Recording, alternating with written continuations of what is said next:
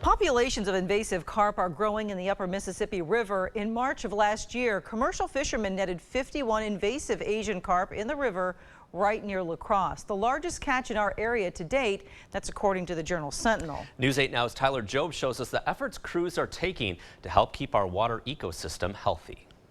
Some of us just love the fish so much that we can never get enough of it. I'm supposed to be home working right now instead of fishing. You could see Sparta resident Gary Greziak reeling in some bluegills right off the beach on the upper Mississippi this morning. This is one of my favorite places to come fishing. But his favorite fishing spot is getting crowded. I was pretty much unaware that they were in the river right now until I seen all these boats when I came down here this morning. Crews in 10 boats are herding and netting Asian carp using what's called a modified unified method. What we're attempting to do is assess how many silver and bighead carp are out in certain sections of the Mississippi River. Jordan Weeks of the Wisconsin DNR says commercial fishermen have caught more of these types of Asian carp in recent years. And it's a little bit concerning. Years ago, private fish farms in the south that contained Asian carp flooded.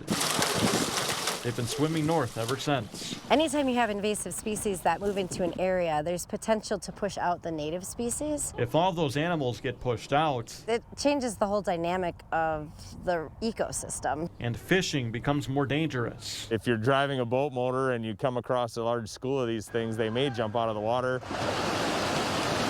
Weeks says silver carp can weigh up to 20 pounds. Individuals could get hit with these fish and potentially become injured. Any netted carp will be studied and put down, and the native fish will be tossed back. We're looking to get ahead of these invasive carp. If the native fish are pushed out from the river, so is the fishing. You'd have to go to inland lakes, I suppose. Which could be the only choice Gary has in the future. In La Crosse, Tyler Job, News 8 Now.